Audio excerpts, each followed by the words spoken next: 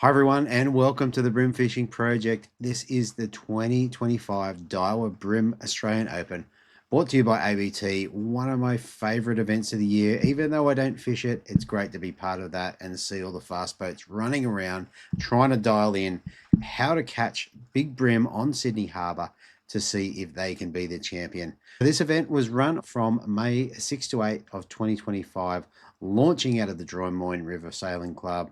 It's just a great story. I can't wait to tell you all about it. It's so big, I've broken it into 2 episodes. Let's roll the intros and we'll get straight into it. Here we go. Welcome to the Bream Fishing Project. This is where you need to be every Tuesday to find out all the latest tips and tricks to help you target bream on lures. You'll get to hear from some of Australia's elite bream competition anglers and see how they were able to achieve their results in competitions around the country. Now, here's your host, the 2019 Hobie Kayak Fishing World Champion, Andrew Deeth.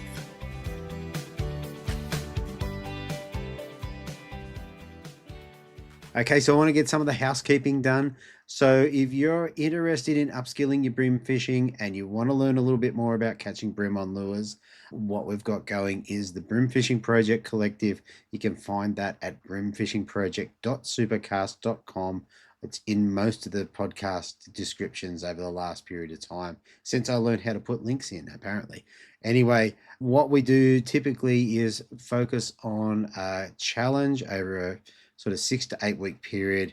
We've worked out that coming together in the middle of the challenge is a good way to get the knowledge out there.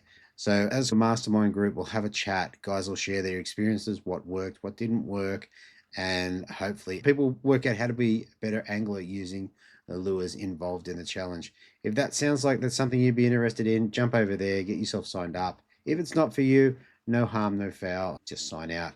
And the other thing with relation to that, at the moment, we have got a Force Lures pack available for new subscribers dating back to the start of May and running through to the end of June. We are going to draw that when I do the monthly report for July. So I'll do that with Brett Geddes and that'll be announced when that comes out on the show. All right, let's get back to the task at hand. The Bream Australian Open. This was a great round and the stories that have come out of this are awesome. 3 different ways of fishing. And I think you're going to get a whole bunch of information out of this. And probably I found it a good listen. I really enjoyed doing the interviews. All right, so there's a couple of things going on. We've got a severe weather incident, as you'll all be aware, running up in the sort of mid to north coast of New South Wales. Now, one of our good mates in the bream scene is Chris Hickson. Now, his shop, as it stands right now, last night it was halfway or 3/4 of the way up the door. I've got a feeling it'll be right over the door head as I'm recording this now. So what can you do if you want to support Chris? He's going to have a lot of work to do up there. But one thing you can do, and it'll help yourself out a little bit, is take some money up there and buy some of the stock. So you're going to have a whole heap of stock with damaged packaging, but they're fishing lures. They're still going to work. Jump on that and get yourself some lures. Give Chris a hand and just support the guys who are supporting us. So that's Manning River Marine. The other thing that's happened due to the floods, the double heather, which was going to be the Manning River and Foster, is now a double Foster event. I'm so pumped about this. I wish I could go and fish it. 6 days on Foster sounds awesome to me. I hope the weather plays and everything happens. I can't wait to see how the fishing holds up over the 6 days, to see whether we get bigger fish in the first event or second event. It's going to be very cool. All right. And I keep thinking of things. It's very exciting. Okay, so if you're listening to this and you want to see the video, I've recorded this one for YouTube as well. So I've got interviews with Tim Vickers, Steve Morgan, and Jamie McEwen, where you can see them talking. I think it's pretty cool. Anyway, jump on YouTube and have a look and appreciate it. All right, let's get into the bite periods. This one on the Tuesday, we had 26 in the fish activity wheel with a major bite period at 5:53 through to 8:23. The minor bite period was in the afternoon at 1:12 through to 2:42. Low tide on the Tuesday was 10:16 a.m. at 0.48 of a meter. High tide was at 4:33 p.m. at 1.29. Rolling round into day 2, the Wednesday, we had 39 in the fish activity wheel. The major bite period was right in the start of the session at 6:36 through to 9:06. with a minor bite period at 1:39 through to 3:09 p.m. High tide was at 4:26 a.m. at 1.43, running down to a low tide at just on 11 o'clock at 0.47. On the final day, on the Thursday, we had 52 in the fish activity wheel with a major bite period at 7:17 through to 9:47 a.m. The minor bite period was after the competition closed. High tide was at 5:28 a.m. at 1.42, running down to a low tide at 11:41 at 0.51 of a meter. There you have it. All right, let's get into it. Here we go with Tim Vickers. Can't wait. All right, so first up in third place, we have an angler dropping 4 fish on day 1 for 2.330.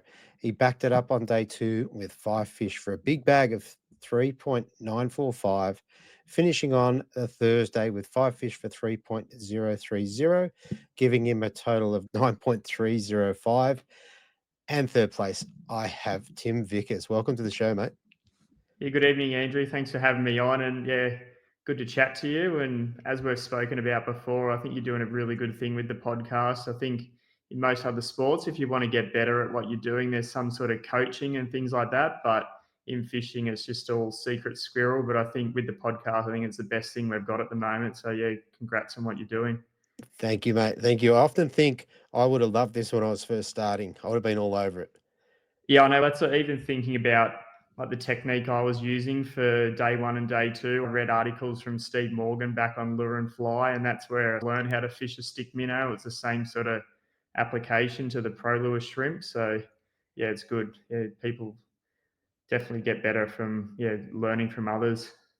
100%, mate. That's an interesting comparison, and we're going to come back to that, mate. So, mate, a fantastic result. Tell us, so you're a local boy in Sydney. Tell us, how did you go for your pre-fish on the Monday? Yeah, so I didn't pre-fish on the Monday. I was rostered on for work the whole week before. So I finished night shift at, I think it was 3 or 4 a.m. on Monday morning. Just took the day off on the Monday. I did get out about a month before with a friend for a fish and showed me a few things, but I think in the end it didn't really help what I found a month before, and I just had to figure it out on the fly as I was going.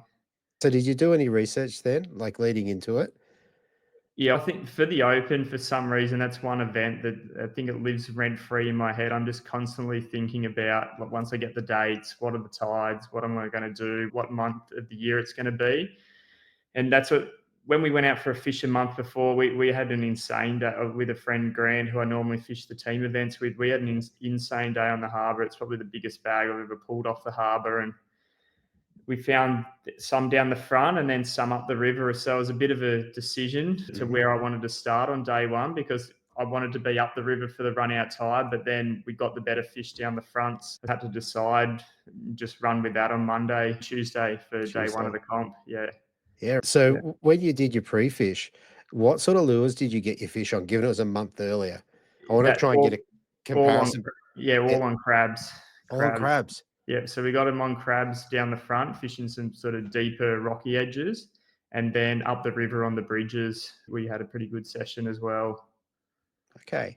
All right. I wanted to get that comparison for when we get into the competition to see how it actually played out a month later for you. Yeah, for sure. Perfect. All right, mate. Tuesday. First of all, how many opens have you fished? I think this is my 5th Open I've fished now. So I've had 2 not the best results in the Open, and then my other 3 events I've had a 5th, a 4th, and this is the best one now is a 3rd. So getting better, but yeah, still not where I want to be. That's right. That means 2 more years, mate. You got 1 for a second, and yeah. Fair enough. All right, let's roll into the Tuesday. Tell us about where you headed off to, how it played out. Yeah, so Tuesday went straight down the front, started fishing down there, just some rocky drop-offs out there with crabs, just drifting them out deep. But I was finding it hard to fish just with when I fished a month ago, it was a run-in tide, and we had the run-out tide in the morning, and just with the wind direction, the run-out tide, I just was finding it hard to position the boat and drift the crabs into where I wanted. And so I was down there for about an hour. I did have 2 bites down there. And unfortunately, I think some days when it's meant to be, it's meant to be. But I loaded up on 2 fish. And after the first run, they just fell off. Don't know why. Still don't know why. But Yeah, so it was pretty hard to that. They were good fish too as well, but like, we knew straight away off the first run. But for whatever reason, they just didn't stick. And I was there Yeah. for about an hour and a half, and it was hard to fish there. And I thought I'm going to go and get on the bridges just with this run out tide before the tide stops, because for me on those bridges, if there's no run, I just don't seem to catch fish. Pulled the pin, I think it was about 8:30, and ran up to the Ride rail bridge first and fished that. Yeah. Okay. So you head up there at 8:30. You've got nothing in the well so far. Just a couple of bites. Yeah. So still nothing. And then fished both bridges. I fished the rail bridge, then fished the road bridge. And for me, crabs on bridges, that's something I've probably been doing the most for the longest time. And I'm really confident in what I'm doing. And I didn't get a single bite when I was there. So I was in my head, I knew something's changed. The fish aren't here. If I can't even get a bite, and maybe someone even fished it before me, I'm not sure. And I thought, I've got to keep moving. Like what Steve always says, you can't win it on the first day, but you can lose it on the first day. And this is now probably 10 o'clock. I still didn't have a fish in the boat. Ouch. Yeah. Ouch. And okay. What's going on in your head? Are you starting to get panicky or? Yeah, it's all because I fished the Open last year and I struggled as well. I think I only weighed in 4 fish on day one as well. And I thought I can't put myself in that position again. I need to at least just try and get some fish. Yeah. So that's why I just went and target on my way back down the river. I just went and fished a few spots that I thought they're maybe not the best bigger fish, but at least a chance of getting some fish. So I pulled into a bay that's got a few barges in there, and with the live on my boat, I could see the fish on the moorings that was securing the boats, but there was nothing under the barges. And I had one bite off the mooring. I see my line twitch, loaded up on it, and straight away you already had me around the mooring Oh, block and busted off straight away. So that's my third fish. I only had 3 bites so far, and every single one I hadn't put in the boat. you've got dusted, and that Yeah, was on a crab as well. that was just on a crabby, 2-inch crabby. Yeah, Okay. just throwing around. It's quite shallow, so I was just throwing a light plastic there. So then after that, I thought when I fished a month ago, we did get a few fish cranking boats in the Para River, but they weren't that big. But at the time, I thought I just need to get some fish in the boat and then see if I can build something. And went back down, started cranking a few boats, and pretty early on, I could tell, for me anyway, they just followed the lure out. The fish was still there, but they just wouldn't eat. They would just follow the crank out every time. And so and then I had to go, okay, what are we doing now? So I think it Yeah. was probably 10:30 or 11 o'clock by then. I thought I'm going to go back down the front. I think the tide should have turned by now and starting to run back in and go back down to where I started. Yeah. And I got down there and there was absolutely no wind by then.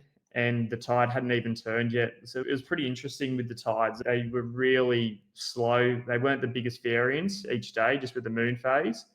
And it just hadn't started to run back in yet. So just looked up and what could I do? And I looked into Watson's Bay and there's a heap of wharves in there. And I thought, oh, I don't need tide to catch fish in there.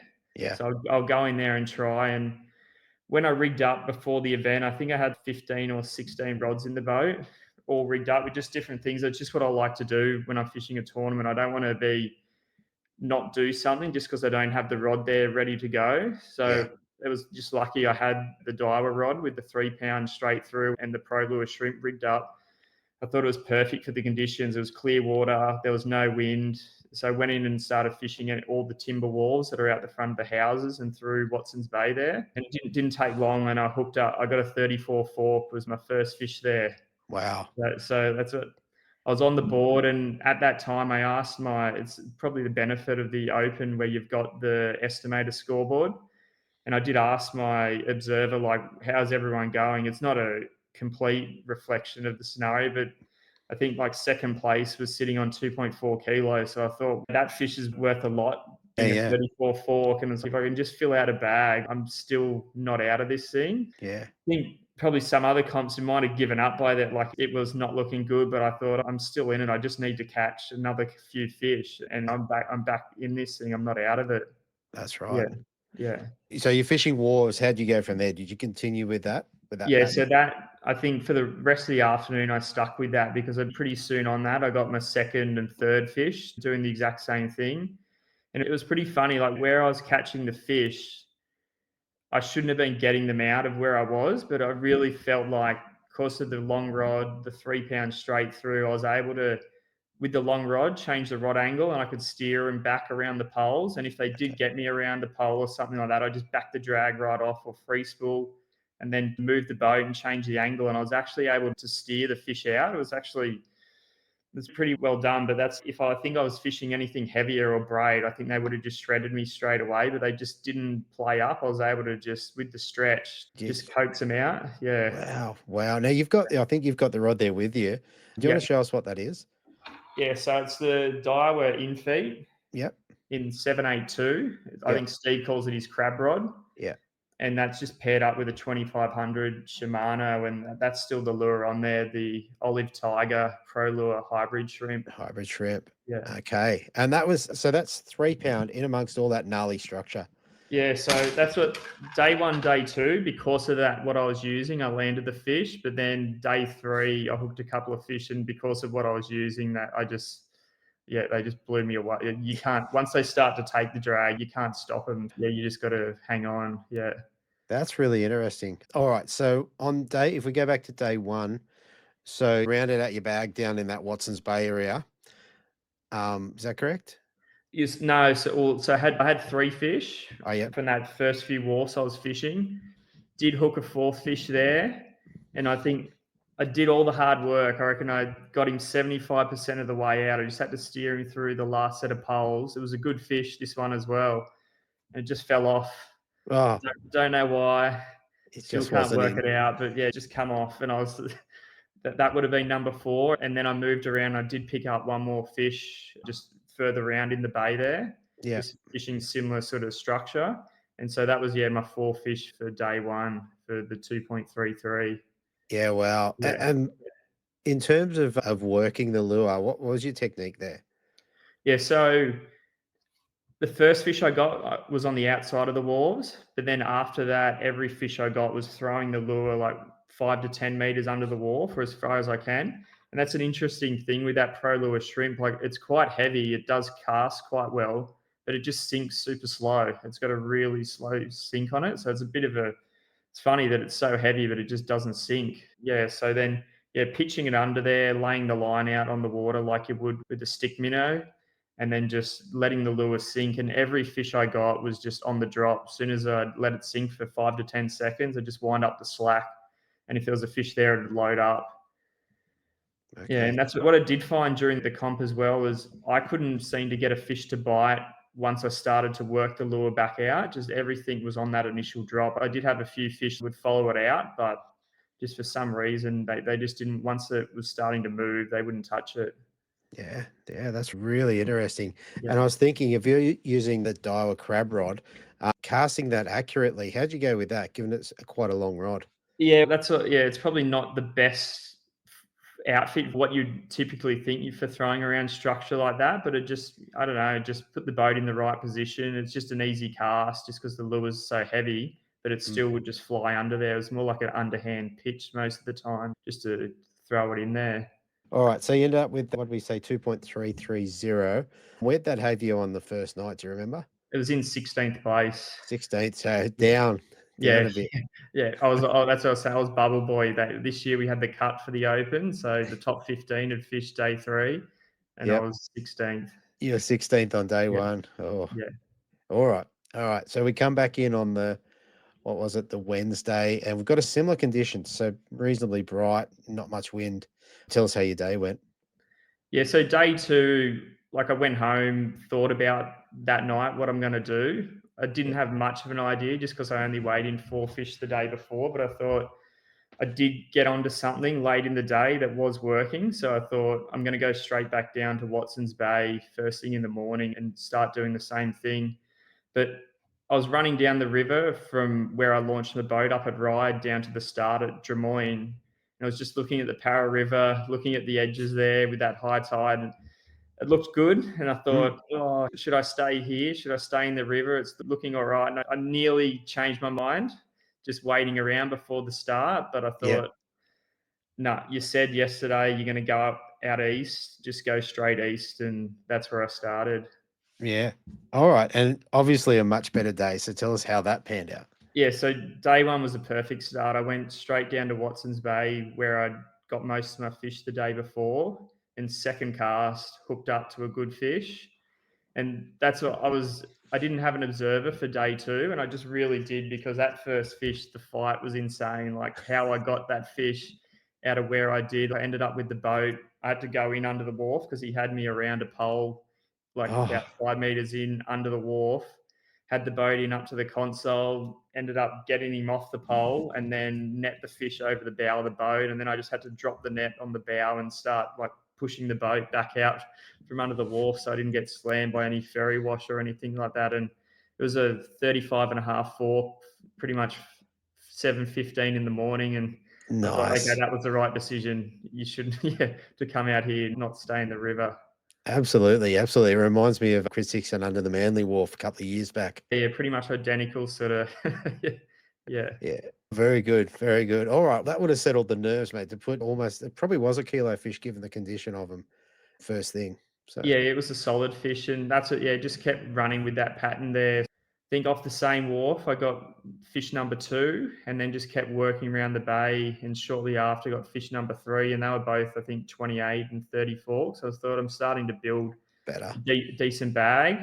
And then I thought, where else do I know east of the harbour that's timber wharves? So that was the key for me, was just timber wharves that had a lot of shade under them. So went across to Clifton Gardens, around the back of Clifton Gardens. There's a nice timber wharf around the back. Fish number four came from in there, and it was another 34. So I was starting to build a reasonable bag, and it was still very early in the day. I think it was only by 8 o'clock. I already had four fish. So it was a bit of a Yeah, change from day one. this is better, and Definitely. Yeah. yeah, you already would have had over your bag with that four fish, over your day one bag. Yeah, for sure. For sure. And And same deal. It was basically the cast out, and they took it on the drop, yeah, or 100. Yeah, every fish was just on the sink, wind the slack up, and if there was a fish there, it would just load up. and when you went out on Monday night overnight, did you go and hunt down some more pro lure prawns or Yeah, I shrimp? did. I was on the phone on the way home, rigging Adam from fishing.com. So his shop's not far from where I live. And yeah, got him to leave me a couple out. I pulled up in the back alleyway with the boat still hooked up, went in, Yeah, tapped the card. He already had them out ready for me to go. That's the service you get from Adam. There's not many places that operate like that anymore. And yeah, it's a compliment to him. yeah. I would have liked to have seen the boat in the back lane there. Yeah, yeah. Adam's, are you going to park there? Where else? Yeah. Where else am I going to put a trailer and boat? All right, so I think we're at four in the moment. Yeah, so four in the well, then moved across to Shark Island. There's another nice timber wharf there on Shark Island. Saw it on the live, there was a stack of fish there, but in the end, they ended up just being blackfish. There was just schools of blackfish just all around the wharf. And I did work around right to the end. Would have been probably my last cast I had on the wharf there. Picked up another fish, and that was number five in the well. So that was probably, I think, 9 o'clock. I had fight my five. So happy Wow. days for day two. Yeah. Yeah, you would have been first or second on the leaderboard at that point, I would have thought. Yeah, well, I think I said to myself, I'm not going to look at the leaderboard until I get my five, and Yeah. I think I might have been second or second or third at that stage. Yeah. Yeah, way better, way Yeah. better. All right. So at Yeah. that point, what sort of weight did you reckon you had? Yeah, I can't remember. It probably would have been 3 kilo or something. I'm not really. Yeah, I can't remember, to be Yeah. honest. Yeah. Okay. Yeah. So then moving on, it's like early in the morning, you've got the rest of the day to upgrade. So where'd you head off to? So I was just leaving Shark Island, and then so I was just fishing the moment, like where do I see something that looks similar? And I looked across to the point at Rose Bay there, and there's a couple of timber wharfs there. So I went across, started fishing them. Didn't do any good, and I was just still working my way around the corner, and I was about to pull the electric up and move. And I thought, oh, let's just keep going around the corner. I'm not too sure what else is in the next bay there. And then found another couple of nice wharves there. And there was one where I did how I was saying, once I started to work the lure back out, they wouldn't eat. And I had the school of big fish like sitting behind the lure, twitching it in front of their face. And they just turned away. And I thought, okay, maybe I can come back tomorrow and get them. But I was a Yeah. bit disappointed because I was like, that they would have really helped. Yeah. And it was just by chance. There was a couple of boats sitting there, like with the wind. There was only a little bit of wind with their sterns laying like in towards the pontoon, and just swung the live out, the mega live, and looked under the first boat, and it just lit up. There was this big school of fish under there, and threw the prawn out under there, sunk it down, and clunk, I was on. Right. All right. First upgrade. And that was the big one. Like straight away with that one, he was off, and I thought this is a good fish. I hope it's not a king because this is a big bream. So I was off on the electric chasing him, and after a little while, I did get my first glimpse of him, and I could tell it was a bream. So just thought, take your time, Yep. don't pull the hooks. You got him out in clear water, and then eventually I got him in the net, and he was 37 fork that one, and he was a solid fish. He was over a kilo, and that was the yes moment. We're on hit. Like, we've got a good bag today. Very good. And with your pro lure shrimp, were they all, did you use all the same color? I did. I had two colors on day one because that was all I had, was just two of the shrimp. Yeah. And one was olive tiger, and one, I'm not sure of the color off the top of my head. It's just got an orange belly, but it's still a very similar color. But that day two, olive tiger was all I threw all day long. Yeah. Yeah, right. Okay, so after that big boy, did you get any more upgrades after that? So after that, I moved around the corner into Double Bay, and then by the time I moved around, I think it was 11 o'clock. It had been overcast all morning, and at 11 o'clock, the sun came out, and the wind just completely dropped away to nothing. And from then on, I found it really tough for the next hour. I did see a lot of fish in Double Bay on the wharves and on the boats, but they could see me as well as I could see them. So I just was struggling for a bite for the next hour or two, and it probably was the bottom of the tide then as well. So there wasn't much going on. Yeah. Yeah. Okay. Yeah. Okay.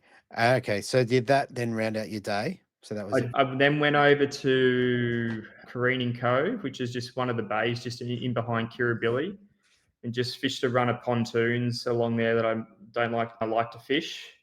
And I did pick up one more upgrade just off a boat that was moored next to the pontoon there, and it was 29.5 fork. So I think it was about 100 gram upgrade from a smaller fish. And that took me to 3.66 on the estimator. I was putting all my fish just straight on the ruler, entering from the weight curve, from the length weight curve, and 366 it had me on the live scoreboard. Okay, and I think, and that must have been your last fish because I think everything weighed a little bit heavier than that was my last fish I put in in the boat for the day. I did go back to Watson's Bay to my best spot. Yeah. And that was the first fish that I got done by on the straight through. It was in a bit of a tighter area, and it got me around a pole, and I couldn't get the boat in there, and he ended up busting me off. And that was the first one out of all the fish on the 3 pound that got me. Ouch. And I was a bit annoyed at myself that I went back there. I thought I shouldn't have gone back there. I've already hit it hard enough today. I may need it tomorrow, but so I was a bit annoyed at myself that I burnt the spot. But you would have been cheering if you landed that fish. Yeah, exactly. So what are you going to do? Yeah. All right. That was enough to bring back a pretty decent bag. So you're just under 4 kilos at 3.945. Now, I can't remember where you were, second or third? Fourth? Third place. I was third place going out on day 3. Yeah. All right. So it comes down to the Thursday. Did you go and chase up any more prawns overnight or shrimps overnight? Oh, that's why I want to thank Jason Grant. I probably didn't need any more. I still had the 4 that I picked up from Adam the day before. I just needed to change the trebles out on all of them. Yeah. But he was good enough to do you need anything? And I'm like, I might need some more shrimp. But I'm like, he just fished the Hawkesbury event and the Open, but he wasn't going to be fishing the last day. And I thought, don't worry, mate, you've had a long day. And then I got a text later on, they're in your letterbox. Nice. Very good. I like the way the anglers support each other like that. Like that you didn't have to do that. Yeah, that's what I said to him. You didn't have to do it, but so cheers to him. Very good. All right.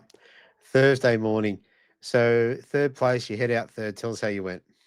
Yeah, so Thursday, the thing that was worrying me for Thursday was there was a strong wind warning, and where I'd been getting all the fish it made it easy with the no wind, or the reason that I was doing what I was doing was because there was no wind. And as soon as there was going to be wind on those wharves, that it's not going to be easy to sink the lure in and present it how I wanted to.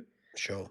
So going out first thing in the morning, I kept looking at those edges on the Para River. I thought I'm going to start with the higher tide Thursday morning. I'm going to start fishing a bit of a rocky edge, and then so I can get that out of my head and then go east, and rather Okay. be out there and think, I want to go back, I want to go back. So yeah, started out fishing a rocky edge, and I pulled my heavier outfit out that morning. I was tossing up between one that had the 5 pound and one that had the 7 pound leader on it, Yeah. and just started, yeah, fishing a rocky edge with a crab that Okay. morning. Yeah.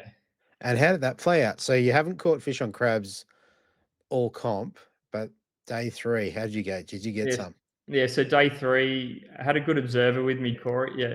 From Pody Marine Wraps, and he was all like, had the camera out straight away, and I was like, "Oh, that's a bit early," like, but it didn't take me long, and yeah, hooked my first fish, and it was a really good fish, and that's why I was lucky. I had the heavier outfit, because there was a couple of times he had me back into the rocks there, and I took me a while to land him, and I did once I got him in the net, and the leader was all shredded. I was lucky to actually to get him back in the boat, but yeah, Wow. yeah. Wow, that's big in the context of the competition. You're only 15 grams ahead of Mario at the end Yeah, to for land sure. it. Yeah, Yeah. yeah, exactly. Yeah, and that was my best fish of the day. I think it was 34 and a half fork. Yeah, first thing in Wow. the morning again. Yeah. Oh, there you go. All right. And on from there, did you persist with the rock walls? So I only fished that for probably the first 20 minutes, and once I got a good fish there, I went out east. Probably should have stayed and hit a few more, but I thought, I'm going back out east. That's what's been working for me. I'm going to keep running with that, and went back down to Watson's Bay, and the wind was pushing in there, and I just couldn't get it to work, and I didn't get any fish. I think for the first hour fishing Watson's Bay on day 3. Okay.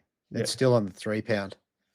And that was still on the 3 pound with the pro lure shrimp, but yeah, with the wind it was just hard to get the lure to sink, and maybe as well I'd hit the spot a bit hard, and there just wasn't any fish left there as well. All right. So what was your plan then? So you've got a big fish upriver, you've gone down to Watson's Bay, you spent an hour or so down there and not caught any fish. Where do you head off to now?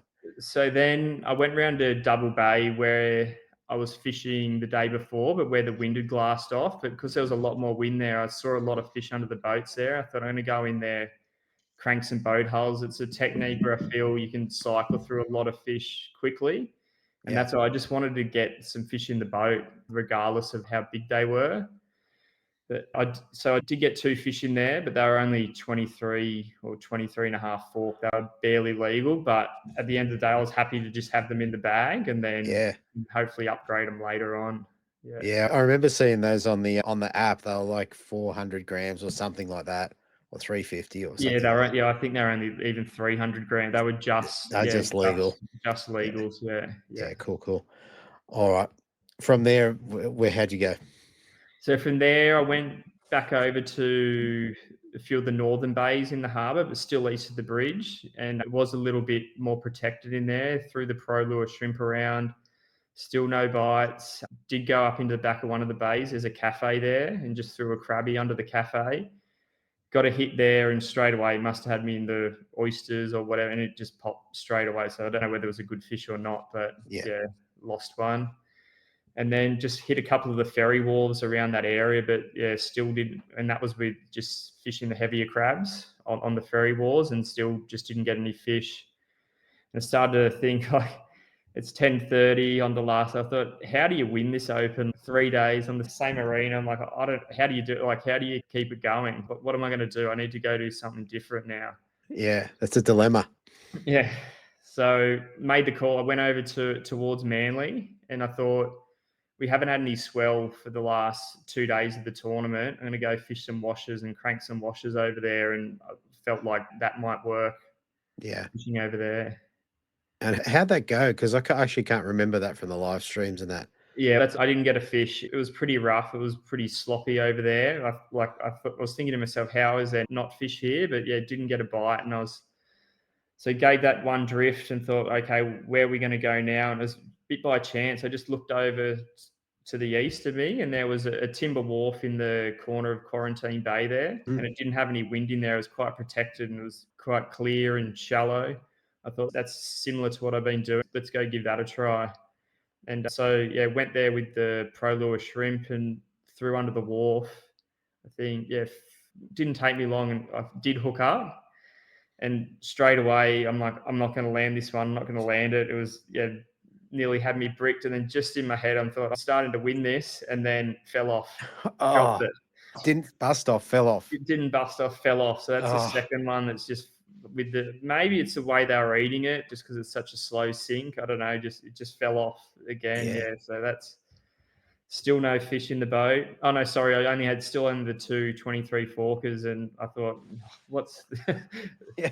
the final day's not going well, and just kept working around the wharf. And the way I was fishing it, I was throwing pretty much the whole way under the wharf. I thought there's no point going around the other side because I've already pretty much fished the other side anyway. But I thought, I'm here, let's just keep going. And same set of, oh, no, it was just one set of poles over. I hooked up again, and this fish was those other ones from the day before would just shake their head, and I was able to steer them out. This thing straight away was just towed me out the other side of the wharf, and I was starting to go under. He already had me around a pole, take the boat under and see if I could get him out. And I thought I dropped it. The line went slack. I thought I dropped it, but once I wound in, he'd busted me off. But Oh, yeah, ouch, ouch. So this is feeling more like day one to me. yeah, yeah. So it wasn't going well. So I had probably two fish in the boat for 600 grams. I think, and looking back on it now, I've never had a day in a tournament where the time just went so quick. Yeah. Every time I'd look, it was 10 o'clock, it's 11 o'clock. I'm thought that now I think it's pushing 12 o'clock. Yeah. Yeah. So I had one good one and then the two smaller fish. Yeah. Okay. So you got three fish in the, it's, what'd you say, 12 o'clock? Yeah.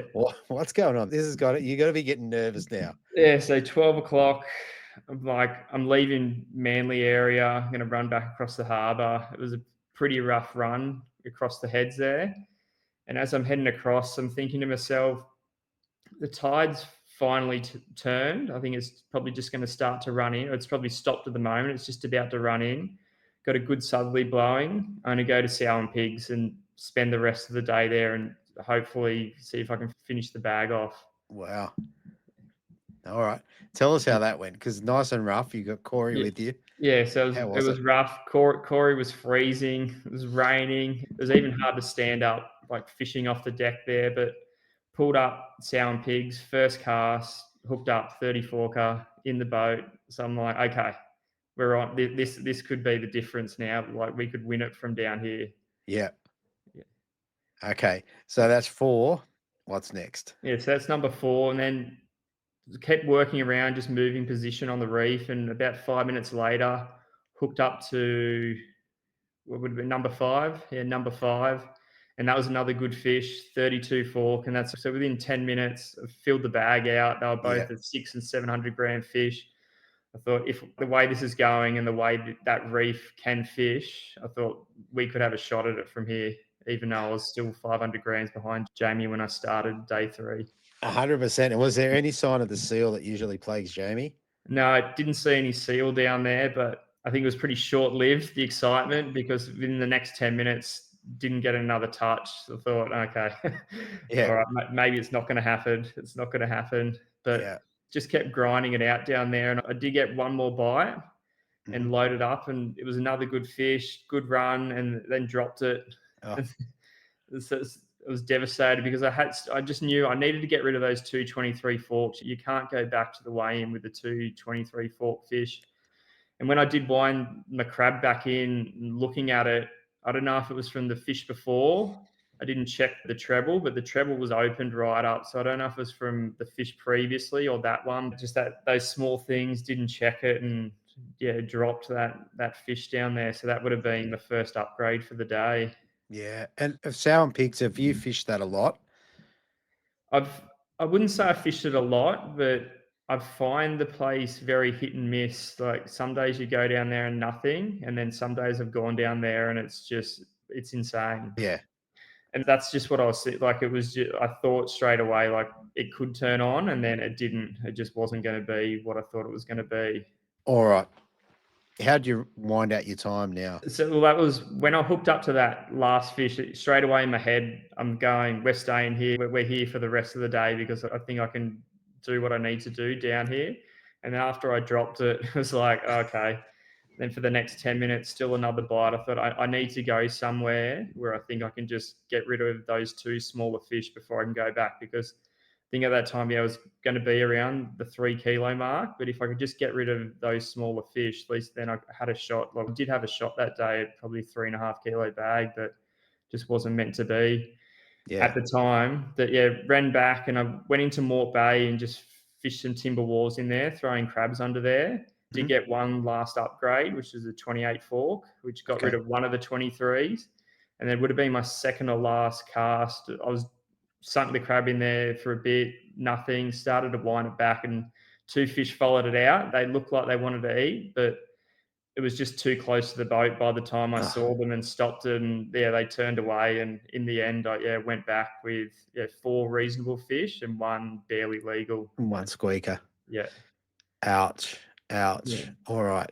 So throughout the tournament, you basically got your fish the first couple of days on the Prelure shrimp, and Yeah. then on the last day, a couple on the crab and a couple on the shrimp. All on the crab day 3. All on the All on the crab crab, day 3. yeah. And that Okay. that was on the like my heavier outfit, the duff rods, shell and bones, and actually run a 3,000 size reel on, or a compact 3,000 size reel on that rod. Yeah. And is that so you can pick the line up quicker and turn the Yeah, handle sort you of just thing? got a higher retrieve rate, and even though it's a compact 3,000, it's pretty much this. It's not much different to a 2,500 in Yeah. size. It doesn't feel any different in the hand, and that match to that rod, the duff rod, shell and bones. I think that's the one reason I run a lot of duff rods with my crabs. They've got. I don't think there's too many other rods out there that do it. They got a soft tip, but so much power in the butt. Yeah. Yeah, whereas most rods, they're either stiff or they're soft, whereas you get the best of both worlds with a lot of the Okay. duck rods. Yeah, yeah. Interesting. So you come back in. I don't know.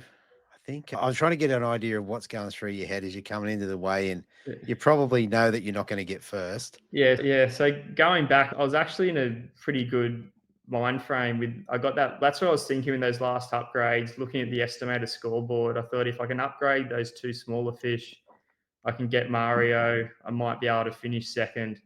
And I thought with that last upgrade, I think I might have done it. Yeah. Yeah, and that's what. So I was in a good mind. I knew going into the last day, I was already 500 grams behind Jamie. I didn't bring enough in to beat him, and I Yeah. thought Yeah. I want to get second. That's my mind. I want to finish second. I'm happy with second. Yeah. Yeah, and then yeah. and then the weigh in. And little that's a, I think I walked back up, put my key tag on, had a look at the scoreboard there. Steve had already weighed in and he was sitting at number 1. I didn't see the size of a bag that he'd weighed in. I wasn't sure, but I'm like, okay, Steve's leading. He must have gone okay. And then I went Yeah. down to get my fish, come up to weigh in and got to the scales. And I think Steve, I didn't quite hear what Nicole said. I think they said you need 3.050 or something to win Yeah. to take the lead. Yeah. Yeah. Yeah. And you just end up being, I think, what, 15 grams short or Yeah. something I think like it was, that. 15 or 20 grams short. Yeah. Yeah. And Ouch. This yeah, is how the Steve, open yeah. this is how the open plays out sometimes. It's Yeah. I didn't know that Steve got those big fish late in the day. And yeah, he brought in the biggest bag of the day on day 3 and shot up the leaderboard. yeah, Yeah. yeah, you can't count him out. Yeah. And also 12 o'clock kilos, mate. It's a real thing. All right, mate. That's a great story of a lot of stuff going on in that. You're like 1 minute you're getting them, then you're not. And yeah, good story. All right. You ended up in third place. What'd you get to take home for third place in the open? Yeah, so for third place, you got 2.5 grand, which is pretty good payday for any tournament. Yeah, Yeah, 100%. Take your expenses out, you've still done all right. yeah, That's exactly. Yeah, pretty yeah, good going. All right, mate. Last thing before we shoot off, is there anyone you want to give a shout out to or say thank you to? yeah. So I think firstly, thank you to my wife. I worked the whole 7 days prior to the Open, and then for the next 3 days out there fishing from basically dusk to dawn, and she was at home with a sick 2-year-old. So Oh, yeah, yeah, she carried me for those 3 days and got me to where I was, and yeah, I was thankful. I wasn't expecting to see them, but that's I was walking up the beach on day 3 to weigh in, and I saw them there on the beach. I didn't know they were going to be there, so yeah, that was good to see. It's a bit annoying. I didn't get the second play or the result that I was hoping for, but still third place any day in the Open. You're not going to complain, and that's my best result in the Open. 100%. And like you're trending in the right direction, that's for sure. Yeah, yeah, definitely. That's next to I want to thank is Grant Grounds, who I've fished a lot of my team comps with, and prior to the Open, I had a bit of time off work, and we haven't fished together for 2 to 3 years. And it was just good. We got out for a couple of fishes before it. Went once up at the Hawkesbury and down at the Harbour, and two of probably the biggest bags we've both put together. And it was just good. Grant schooled me. He Nice. was the one catching most of the fish, but it just gave me the mindset of I'm making the right decisions. I'm putting us in the right spot. Yeah. Like, just stay relaxed. The fish are there. You're fishing in the right spots. Just keep doing what you're doing. So yeah, it was good to get back out with him and fish a bit with him, and yeah, get relaxed. And it was good prep for the Open. Yeah. Yeah, I think the other two I was going to thank, we've already spoken about them through the course of the interview. So yeah, thanks to Adam, and especially thanks to Jason. Very nice. All right, mate. Thanks for coming on. Thanks for agreeing to do a video chat. I appreciate that. And yeah, good luck in the next comp. Yeah, thanks for having me on, Andrew, and hope to speak to you soon. Absolutely. Thank you very much. All right. So up next in second place, we have an angler that is no stranger to the bream fishing project. He built his bag slowly throughout the competition, starting on day one with 5 fish for 2.535, following up on day two with 5 fish for 2.89, and then coming home in the last day on the Thursday with 5 fish for 3.05, giving him 15 fish for 9.330 kilos. I have Steve Morgan. Welcome back to the show, mate. Thanks, mate. And the last day was a bit light on 305. It was like 3.9 on the last day. There was some. Oh, did I call it It wrong? was 305 about an hour before the end. There you And then go. it changed. I was reading it off a little screen. So there you go, 3.905. And look, after that first day of 2.5 kilos, I know the Harbour was fishing tough, but man, it would be an effort to win the Open after a day one where I was coming in about 11th and 2.5 kegs. You would have to have 2 epic days to get there. But my aim is always to get into that top 5. I think the top 6 get checks, top 10 get badges. Like, you want to get in the top 10, but that top 5 after the first day was my aim. And it took a lot of work to get there. I always say you can't leave 30s out there. And I left every day. I left 30s out there. Oh, But I was really happy to get second. You know, as you look at the results between Mario, Tim, and I was, 1 centimetre of fish. So I could have quite easily come fourth, but I was really happy to come second, even though Mario was devastated. there you go, mate. It was a great comeback, and on the last day, and we'll get into that when we get to that. Yep. But the last day was kind of epic. All right, let's start off. You started pre-fishing on the Monday. Tell us a little bit about that and how your day was. Yeah, so we were already 3 tournaments in by the pre-fish day. So I'm fairly tired and I'm not going to have a big day. And also because I have to drop the boat off back at Narrabeen and I have to come all the way over to Drummoyne to do the briefing, have to put all the tents up before the briefing. So normally my pre-fish involves sleeping in a bit, maybe getting on the water at 7 in the morning, pulling off around lunchtime. And I reckon in that time, I can see everything I need to see in the Eastern Harbour. I've sort of limited myself to the Eastern Harbour because in my opinion, it's a little bit harder. The fish are going to be a little bit bigger. You don't catch as many, but I think the opportunity to win in the Eastern Harbour is better. Fewer people fish it. The fishing's harder. The fish can be bigger, but you can also stack it over there too. It's like, because it's clear water, when it gets real hard, you have to go ultra finesse to get them because you can see 10 foot down. So I put in at Middle Harbour on the practice day and I had a look around early and it was as dead as a doornail. I went to a couple of my good spots. I left most of my good spots. So I went to a couple and I'd see fish there on the live sonar, but not heaps.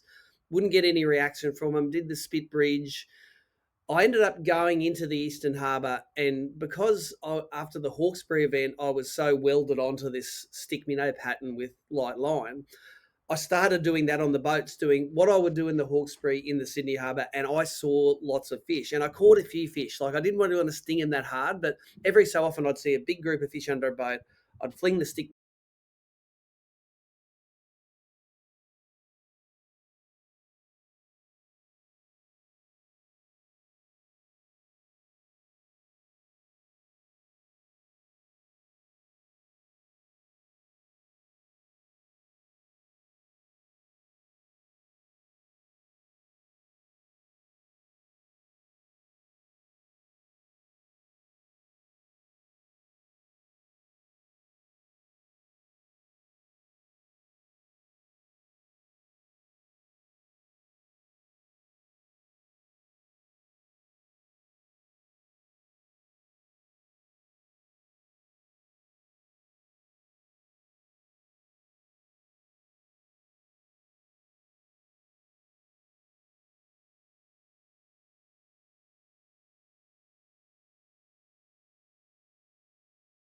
minnow under there.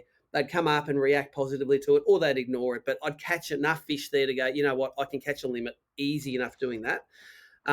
It's a lowish sort of dropping tide in the morning, and it's a high tide later in the session. Let's just start the days by catching a limit in the Eastern Harbour, and at the end I might go into Middle Harbour, or I might do something else to try and catch a big fish.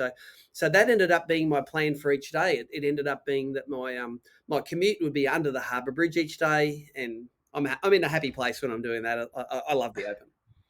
Yeah, the Open Sydney Harbour is such a good place to fish. Although I know you don't like the traffic. I don't like the Sydney bus drivers. They ran me off the road one day, and I popped a tyre on the thing. I wasn't really happy with those guys, but we have our routes. We get them sorted out. We do the early morning commute before the traffic. It's just the afternoon run when you're dragging your boat through narrow lanes for an hour back to Narrabeen that you have to just back off, listen to a podcast, make sure you don't get lost, and just deal with it.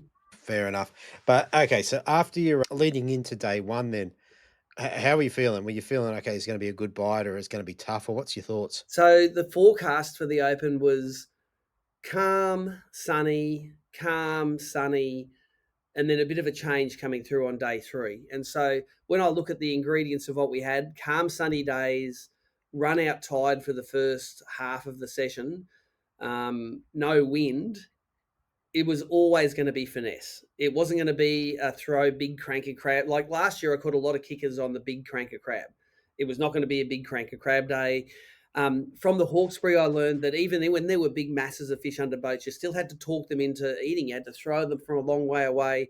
I knew it was a little bit tough, and that whole, neeps of the tide cycle was going to make sure it was tough. So for me, it was all about picking up the stick minnow rod and having this thing in my hand until I caught a limit. Now, on the first day, I think it took most of the day to catch a limit. Had a really good observer, Matt, on board, and I sort of said, we're probably going to catch some good fish today. But, man, we sort of struggled. Day 1 was very much like day 3. I'd caught a few fish, and then I went into Middle Harbour when the tide changed, and I said, right, I'm going to fish some structure now. I'm going to fish some of my gold, and I'm going to get some fish. And I ended up going in there for maybe 1 to 2 hours, and I fished half my gold, and it was junk. No, not seeing any, not catching any, and I just had to leave there. So I would go back out to the harbour and then just run all of the shallow water boats with wind blowing on the banks that I could find. And some of them were ones that I'd fished before and I knew I could catch good fish off. And other ones were ones I'd never fished before. Like I'd never really fished Rose Bay much in the Open before. I'd never fished Rushcutters Bay. I actually made an effort to go to all these spots that I hadn't been to before. And each day of the Open, I ran spots that I had literally no idea existed until I got on Google Earth the night before. As I always tell people in the Open, you can't fish the same spots doing the same thing every day and win the Open. And when you interview Jamie, you'll see that he ran half the boats in the harbour and I was the same. He was running different pattern from me, but we were both running a lot of different stuff.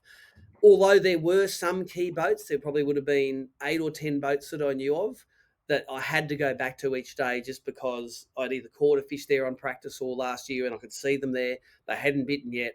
And some of them took until day 3 to yield a fish, and they ended up being sort of quite important. So for me, it was sunshine, run out tide, the fish go in the shade of the boats, see them on the forward-facing sonar, and dump that stick minnow in. Okay. All right. So one thing I wanted to ask for anyone that's not heard your theory on this, why are you picking the shallowest or the closest boats to the back of the bay? Yep, good question. So Sydney Harbour, and more generically, a lot of places in Australia has awesome bankside structure. So on the high tide, if it was a high tide at the start, I would be crankbaiting rocky banks, fishing submerged oysters, kelp, all sorts of shallow structure, because that's where the bream are feeding on the high tide. But as that tide pulls out, the sun comes up, they pull out of that structure, the oysters come out of the water, the kelp sort of really tightens up. And I think a lot of those fish head out to the first bit of decent structure. And in a lot of places in Sydney Harbour and the Hawkesbury, that's a moored boat. It might be in a shallow boat, might be in less than 10 feet of water. It's got shade under it. All the other bream come out to the bank. And often I will only fish the inside run of boats. So they might be the shallowest. And if the wind's blowing them on towards the bank, they might only be in 5 foot of water. If the wind was blowing the other way, they might be in 30 foot of water. And I'm probably not even interested because I don't want to fish the bank where it's blowing away. My other theory is no matter whether the fish are turned on or turned off. So if the fish are turned on and they're all up underneath the boat and they're all suspending under the boat, they're waiting for stuff to turn down. They're in 5 foot of water and they're a couple of feet from the bottom. When those fish are turned off, they sit down a bit lower under the boat. They're only like 2 foot lower than they are when they're turned on. So That's turned right. on or turned off, they're going to be within 10 feet of the bottom, and it's really efficient and quick for me to fish those fish. If those fish are on the bottom in 30 feet, even if I can see them on the live sonar, man, it takes me a stick minnow like 20 seconds to get down there. And if they're silver trevally or something else, or there's too much current and I can't accurately, man, I could fish 5 other boats in the time it takes to fish one of those boats. I notice a lot of guys love fishing the deepest boats on the edge. Yes. And I think that's great because that keeps them away from the shallow stuff. I particularly love shallow boats that are like 100 meters away from every other boat, because someone fishing a group of boats is like, oh, I'm not going to go all the way over there. That one's too far away. Man, those ones are the gold. They're the ones that no one fishes. And you go in there, you can see all the bottom. It's clear water. You can't see any fish with your eyes. Look on live sonar. It's like, oh, there's a pile of them under there. You can throw a lure in. Within a second, they just go dunk and they eat it. And that happens from Tasmania to the Gold Coast. Right. The one tree in the paddock, the one that's the stinky boat no one likes, the one that's out in the middle of nowhere, the shallowest one, the one that you look at and you think, oh, there's going to be nothing under that. That's the one you got to throw on. That's the one. Fair enough. And in the harbour over the last couple of days, did you find a pattern in terms of, did you like yachts or flat bottom boats, or was there anything that stood out there? Now, I typically do like yachts. So everyone likes yachts because they've got the keel on them. But I did catch some pretty good fish. Like my biggest fish for the whole event, and in fact, it was the biggest fish in my last 10 years of the Open, I caught under just a longboat, which is with an outboard powered thing you can put on a trailer. So I think position is more important than type of boat. And I caught fish under boats that had clean bottoms, like a lot of theory is. Maybe in deep water when you're fishing them, they have to have a scungy bottom for to get up and feed under. But when they're in shallow water, they could be just sitting in the shade and they couldn't care what's Yeah. on the thing. They might have already fed and they're just out there waiting. They don't want to eat the crap off the bottom of the boat. They're just waiting to get back and eat a crab off the back. So I don't think type of boat matters as much as where it is and which way the wind's blowing. Yeah. Okay. All right. All right. And in terms of day one, if we roll back around to that, you kind of just scratched your bag together, or that's how it felt. Yeah, I think so. Um, I think I only had, either day one or day two, I had one decent kicker in there, like a 34 forker. On each day, I probably weighed a 29 or 2, But yeah. the good thing was in the Eastern Harbour, these 29s were all spawny and milky. They were fat. At one point during the event, I caught a 29 that I called 800 grams. Like, this is Yeah. an 800-gram fish. What a great start, And it's like I put it on the thing. It was like 29 point something. It's like, whew, I'm out there, but I'll go. Which is why I think a lot of the guys, especially that fished east of the harbour, their estimated weights are a bit light. Because I Sure. noticed Timmy Vickers was 300 or 400 grams light on one of the days as well. So, and I just think that those spawn fish with that condition were just a lot different from the skinny Para River fish. And I think moving forward for me, that's a strategy. It's something that, why wouldn't you want to catch a fish which is per length 100 grams, 150 grams heavier? 100%. If it was an app 100%. tournament, screw the Eastern Harbour. I'm going west in the Para River. I want to catch the long ones that are about to die. Some long skinny fish. Fair enough. And so Fair enough. it's tournament strategy, that is. Yeah. Yeah. Fair enough. All right. And one last thing on day one, was it all stick minnow? I think it was. I think the whole tournament was stick minnow. I sort of get a bit muddled because we had Hawkesbury and the Open straight after each other. The Hawkesbury, the Strike Pro, the Pro Lure hybrid shrimp played a lot for my big fish. Yeah. I think I caught 3 of my 4 big fish in the Hawkesbury on that hybrid shrimp, and I know that other guys in the Open use it. It didn't play for me much in those really spooky fish. It was maybe a bit big for these open water fish. I'd throw it in and it'd sink through them. They wouldn't eat it, but I'd throw the stick minnow in and one of them would react to it and just eat it. So I ended up throwing it a lot, but it didn't really play. In fact, if I did the Open, I could do that whole Open with one rod, reel, and lure type, I think, and the results wouldn't be any different. In fact, they'd probably be Wow. better because I wouldn't get distracted. Retrospectively, I wouldn't get distracted doing anything else while I was there. And while we're talking about it, this is the outfit. This is a Daiwa in-feet rod. It's the EX, which is the expensive series. That's what I don't know if EX stands for expensive, but they are. Yep. It's 7'5" ULFS, which is ultralight fast spin. I've got it matched with the 2000 size TD black reel, and it's the 3 pound Daiwa fluorocarbon. It's that stuff there. It's the finesse fluoro. You get about at least 2 spools out of it. How many meters is on there? 200 meters. So 3 spools. 200. 3 spools I would get off that thing there. So I fill up the spool and I re-spool it every couple of days if I'm using this rod all the time. And I had a variety of stick minnows. I used Tiemco's. In the it was so finessey and so bright and so clear. I ended up going a lot to the Ostacles because they don't have this insert in there. A lot of the Tiemco's that I have left, and I don't have many left, have a shiny insert or a glow in the dark insert in the middle, and they didn't really like that. They just wanted something. So I would go as small and as subtle as I could. And there was a little green one here, a little orange one I had. It was just the smaller and subtler, the better. And big fish don't mind eating it. It's just that 3 pound line and that lure, it would land gently. I could see when it landed, it wouldn't spook the fish. And if it got amongst the fish and I was patient enough, they would typically eat it. Now, it's not just enough to have that outfit and to throw it in there. It's very technique specific when you do it. So when I fish with non-boaters, and I might give them a rod like this and they might throw a stick minnow, throwing a stick minnow is all about throwing it from as far as you can away from the boat. So typically I want to go from 60 to 90 feet away from the boat. I don't like throwing them down along the boat because they can get around the anchor line. So it's sort of perpendicular to the boat, throw it in, land it as close as you can, land it as soft as you can. And when it lands, you're going to lay that line down on the water. You don't want to have a big bow with the wind blowing it out. You want to lay it down on the water, and I'll give it some extra line to sink. It's nearly like a fly fishing mend. You sort of lay the line on the water, and I mightn't even flip the bail arm over. I might just leave the bail arm over and let it sink. And then usually after I cast, sometimes before, sometimes after, then I'll point the forward-facing sonar at the boat going, oh, yeah, there's a pile of fish in that one.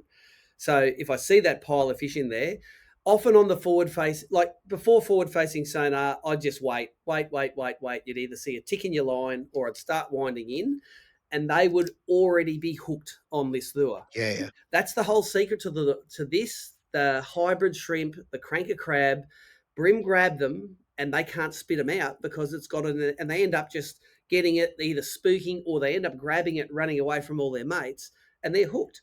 You don't have to set a hook on them. You just have to wind them on. So cranker crab, hybrid shrimp, stick minnow, 100% all the same theory. It's why you can use real light line with them, and that stretchy line helps you with the fight.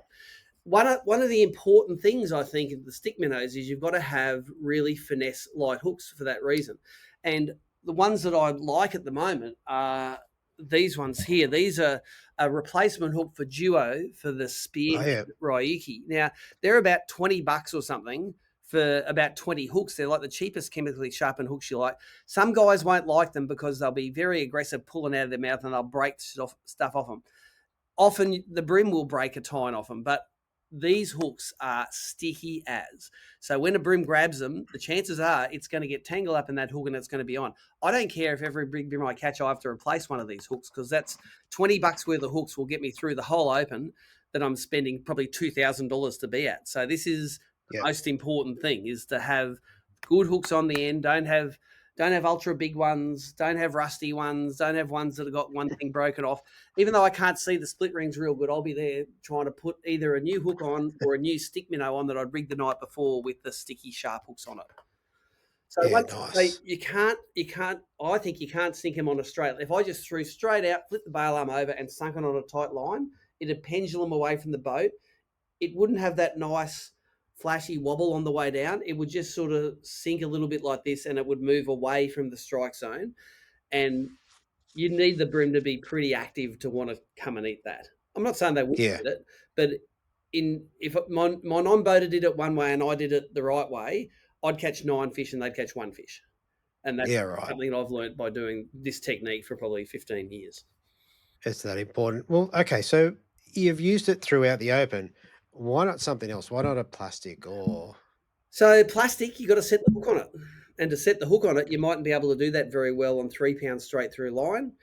Also, one of the reasons I don't like using braid a lot is if you looked in my stream at the areas I was fishing, you can see the bottom in a lot of these areas. It might be 4 or 5 foot deep. Braid will cast a shadow on the bottom. if I've got the sun behind me and I throw in and that braid throws a little shadow, whereas the fluorocarbon won't, I think that can spook the fish a little bit. But also a plastic, if they grab it, you've got to set on it, and to set on it, you sort of need a braid outfit. I have fished plastics on the light fluorocarbon before, but I will guarantee you that a sticky sharp hook stick minnow is going to hook more fish than a plastic. Yeah. Okay. So that's it. Interesting. But that's my style of fishing and my technique, which I'm confident with. Like, I'm confident that a big bream eating a stick minnow on a slack line is no worries at all. Whereas other people would go, I can't handle it swimming around for 10 seconds before I even know it's there. It's like, she'll be right. And if that big one spits it out, you know what's going to happen? Another one's going to eat it anyway. So, yeah, until that point that the fish is spooked, I reckon you can throw a hookless stick minnow in there and 10 fish in a row would, once a fish eats it and spits it, another one will eat it, another one will eat it. All of these Yeah. boats that are the right boats have 10 to 30 fish under them, and they're all competitive once someone starts reacting to it and biting on it. Yeah. Okay. Interesting. Interesting. All right. Let's roll back around. So you ended up with, let's make sure I get this right, 2.535. Yep. Do you remember where that had you overnight? I think it had me 11th after the first day. 11th. So I started 10th in the draw. I was 10th away, and then I went back to 11th after the first day. And then after the second day, I actually increased my weight by 500 grams, but I only moved up 2 places to 9th. So Right. I'd left myself enough to do on the last day to make it impossible to win with the quality of anglers that were there. But, Yes. you know, and the difference between day 1 and day 2, it must have been day 2 I caught a 34 centimetre fish. Again, sort of quite late in the session in a little cove. I don't even know what it's called. Again, east of the Harbour Bridge. There's probably only 20 boats in it. There was one RIB, and RIBs are taking over the harbour. Every second boat's an RIB now. And I didn't used to like them for fish hanging underneath, but now I worked out it doesn't matter, because this RIB, every day I went to it, would have a big school of fish sitting under it.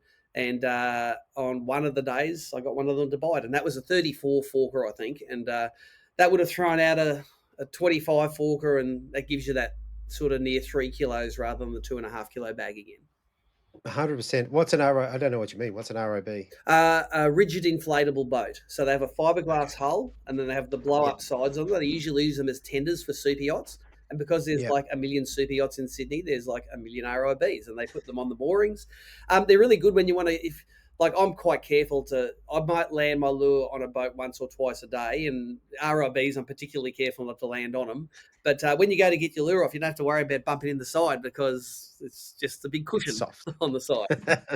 Fair enough. And yeah, so there was an RIB that I got that big fella off, and the rest of the bag would have been all, 28 to 30s. There's the sort of the ones you, maybe a centimetre too light on the ones you want, but because it was east of the Harbour Bridge, they were a bit chunkier than most. So, and even chunkier than Middle Harbour fish. Like, they were pretty chunky in Middle Harbour when I was getting them when I won the Open a few years ago. But they weren't spawning those fish. These fish were, I don't know if they come to the Eastern Harbour and get ready to spawn, or if fish come from outside in the washes and then they hang in the Eastern Harbour. They come inside and feed on these things. They definitely weren't on the Sow and Pigs Reef, but they were definitely in some of these bays. And anywhere east of the Harbour Bridge would have the quality fish in it, I found. Yeah, that's cool.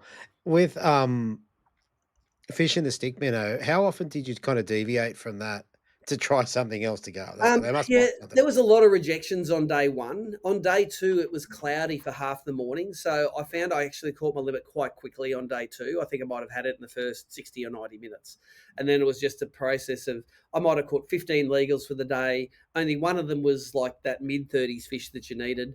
But, just kept on upgrading by a centimetre or 2 at a time to get up there.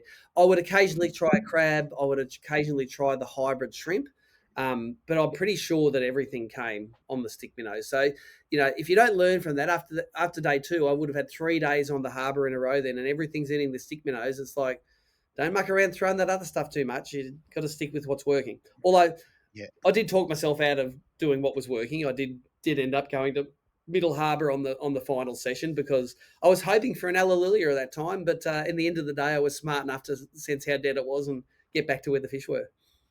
Exactly. So second day, I jumped from 11th into 9th. But the interesting thing was, between sort of 3rd and 9th, there wasn't much.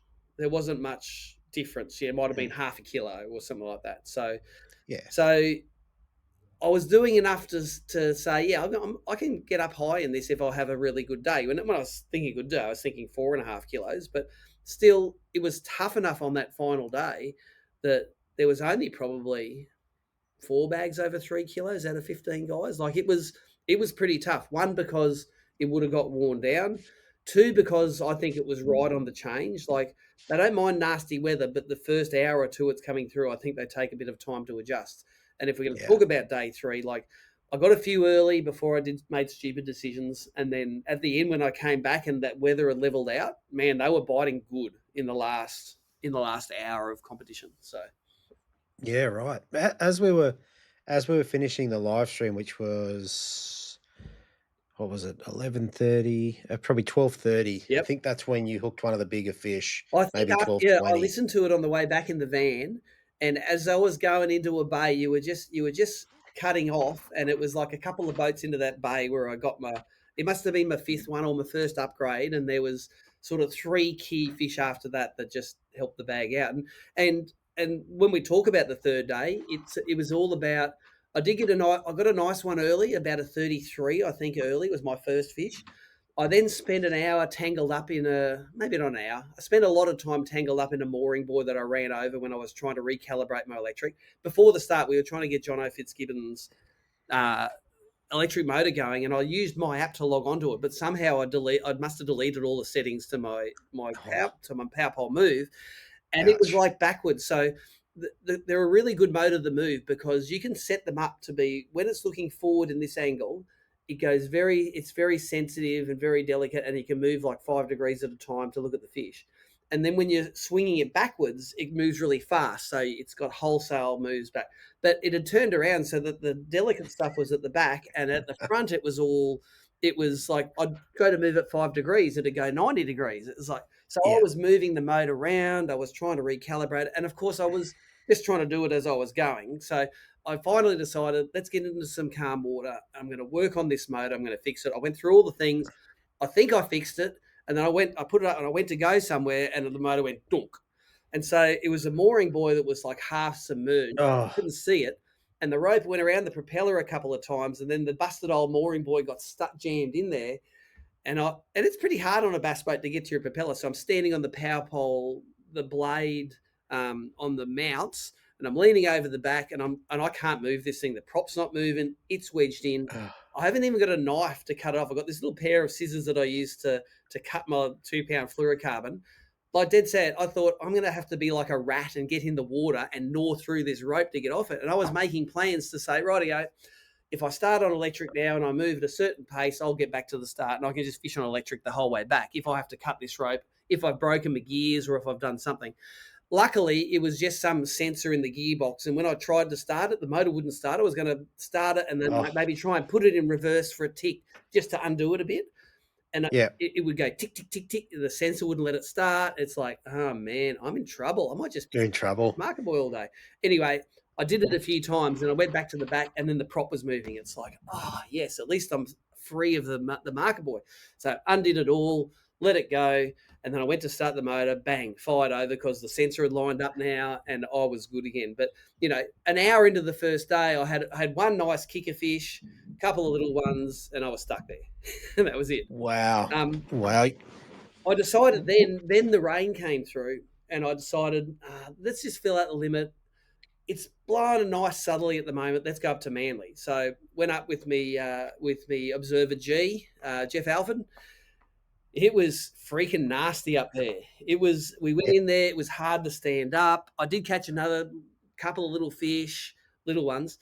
And when I turned around to go out, I'm looking at it going, that's proper nasty out there. It was white cap and there was no swell from the ocean, but it was a good, probably nearly 2 meters of sea. I was crawling over that Oh, thing on the bass boat coming out. And Jeff's a big bloke, so it was a little bit lopsided. I'm trying to drive it so he's all dry. Jeff had forgotten his raincoat as well, so I'm trying to keep him dry with an umbrella. Anyway, we tack all the way across nearly to the heads. And then I say, okay, I'm going to go up Middle Harbour because at least it's going to be calm there. And this is going to be my Alleluia move. I've saved all my gold for the last day. Go into Middle Harbour, dry off a little bit, run 5 or 6 of my gun spots, and it is a desert. It is terrible. yeah. Um, and stuff that I hadn't even fished. Like I said, oh look, first day they were no good. They would have got better by now. The water was noticeably clear in there. It was back to its clear state, but there was not much tide movement. I did a couple of nav markers that were gold for me last year with the big crabs, but I fished them differently, fished them slower. Some moored boats that are good fish for limits. My magic boat that had a whole lot of and it did have a whole lot of fish on it. They were just not biting. So I was smart enough after about an hour to say it may not have even been an hour. It's like, this is junk. I'm getting out of here. So went back to that Eastern Harbour pattern, and I think that might have been at maybe 11 o'clock, 11:30. I went back to the Eastern Harbour. When I was watching That's your right. live coverage, I think Tom still thought I was in Middle Harbour, but I had definitely bailed on there while you were doing other things. And, Yeah. and that's when it started coming together. The sun started to come out. It got a little bit warmer, and I started running specific shallow boats over the last 3 days I had seen fish on. So I Yeah. would run all the way into the corner of Rose Bay, and there was a green boat in there. I went in there and I literally just fished that one boat, got like a 30 centimetre off it. It went around the anchor rope. I was all over the place. I think it was on you were watching on the live coverage. It was like, how did I even catch this fish? It was like unluckiest fish ever. But anyway, it came out and it was another good. It might have said it was 500 on the scale. It was a good 600 gram plus fish. So Yeah. on it goes. So in that goes. Run around, do the little bay where I got my 34 on the second day. There was none there.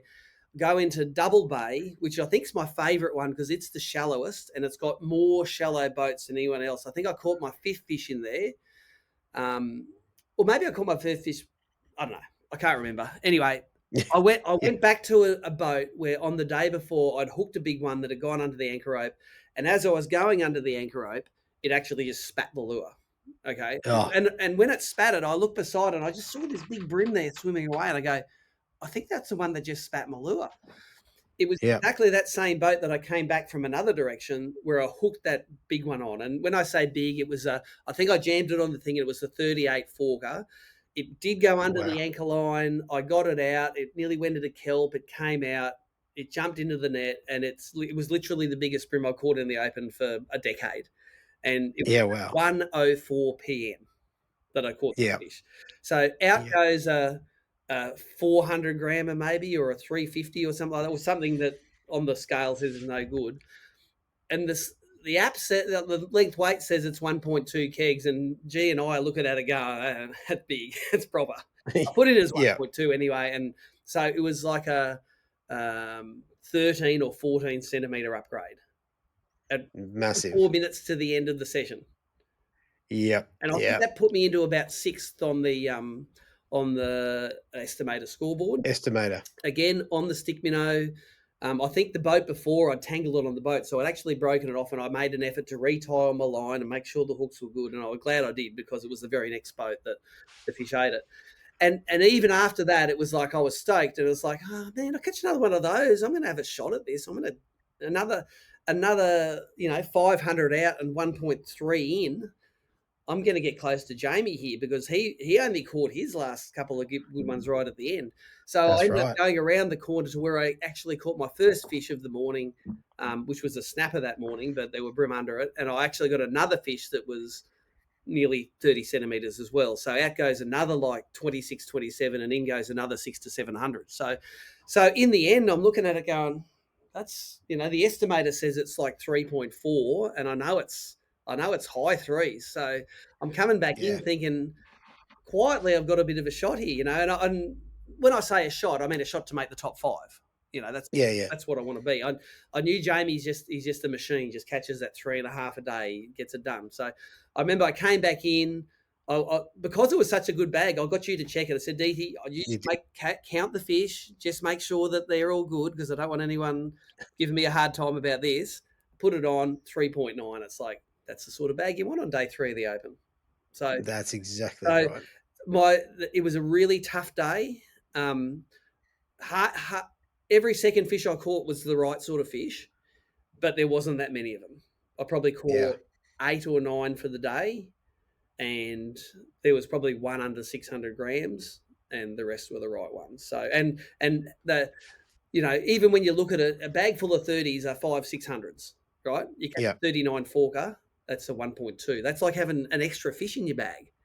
That's right. It is when you just weigh a bag of 5 fish, you don't really understand how important the super big fish are. In the app tournaments, you do, because you realize, oh, I'm putting it at 1.2 and throwing it out of 500. That's a 700 gram upgrade. But Mm. but it is super important to catch big fish. If you look at all the tournaments this year, when Mark Healy won Malakuta, he caught big brim.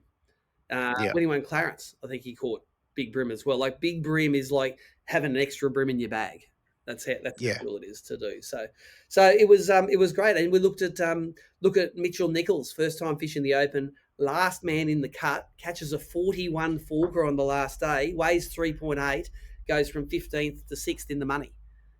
That's right. It's That's cool. right. It's Great like, that's story. how important. And he had a decent bag, but that one standout fish is so important. 100%. Again, 100%. 3 pound, just like, you got to take your chances. Sometimes you land them, sometimes they own you. Well, that was my next question. Over the course of the Open, how many did you miss? How many did you blow or Not get many, to dusted? be honest. I had one fall off on that same boat that I got the big one. I actually had one fall off because I was not very smooth in my getting under the anchor rope and probably gave him a bit of slack. I don't think I got broke off I might have got bitten off by some tailor and things, but overall I landed pretty much most things that I hooked.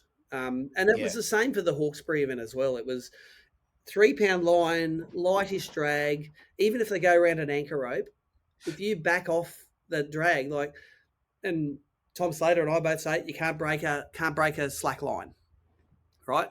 They got barbs on the hooks; they'll stay in the mouth. So if you don't pull tight, you've got time to get it around the anchor open.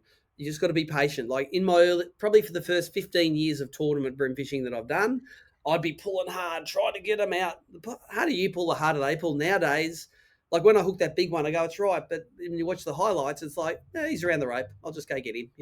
Back off the drag. Yeah. And I backed it off enough so that when I'm going around the rope, he's still running and he's pulling my rod into the rope. It's like, don't break the rod, mate. He's pulling it in there, but he's doing all of that 25 meters away on the flat, somewhere where he's Yeah. not going to bury me in anything, and he's run away from the trouble. So That's right.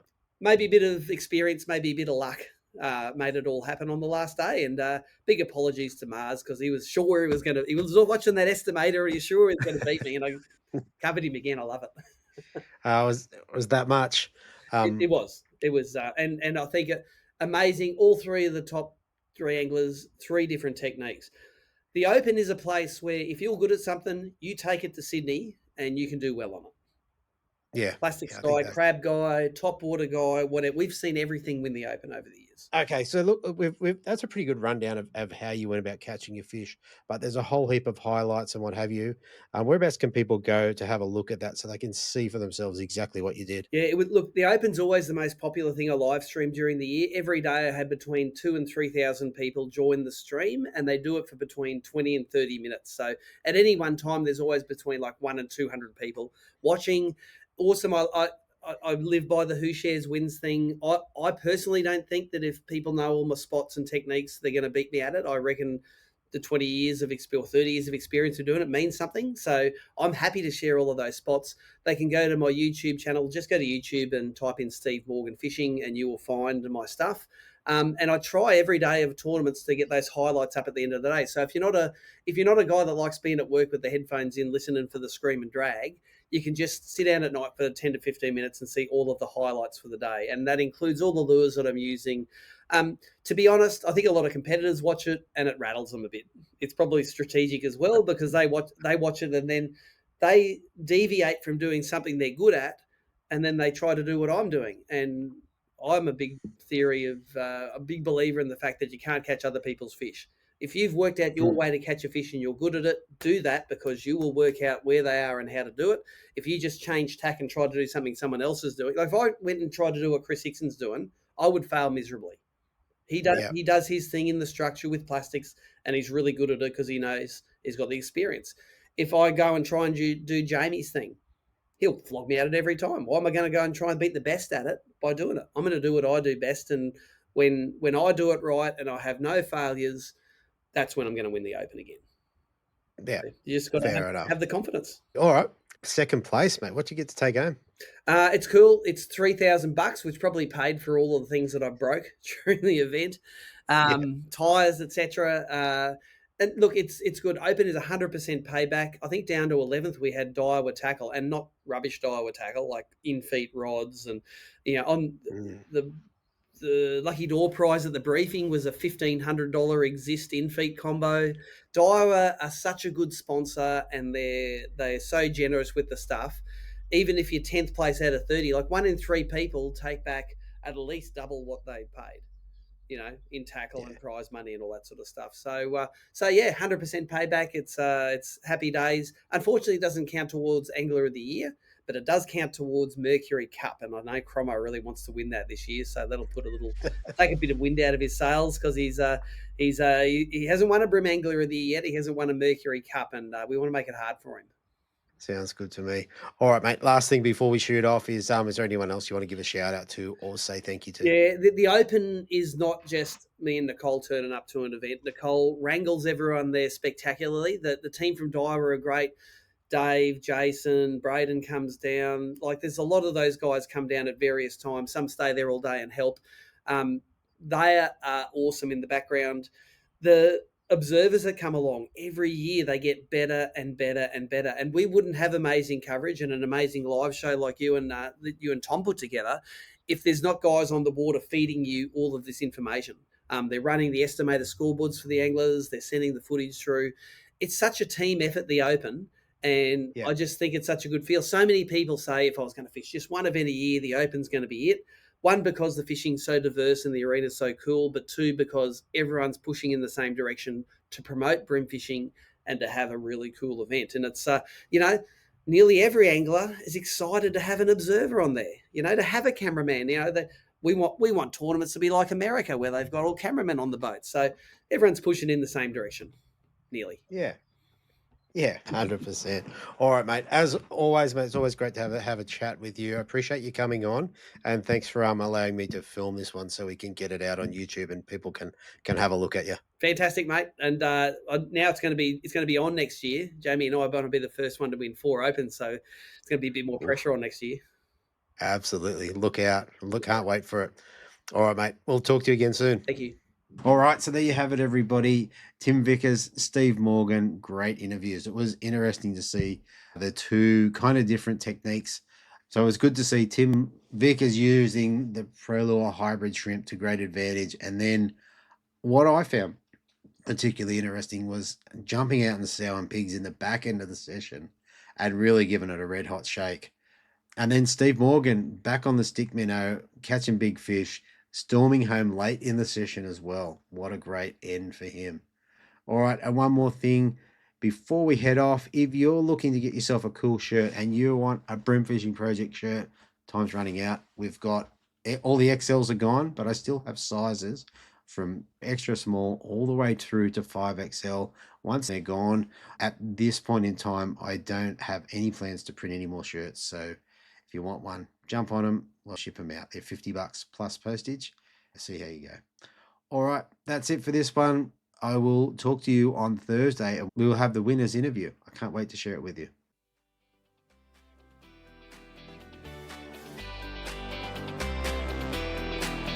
Thanks for listening. Hopefully you were informed, inspired and entertained. If you were able to learn something or just enjoyed listening, please consider subscribing and rate us on your favourite podcasting platform.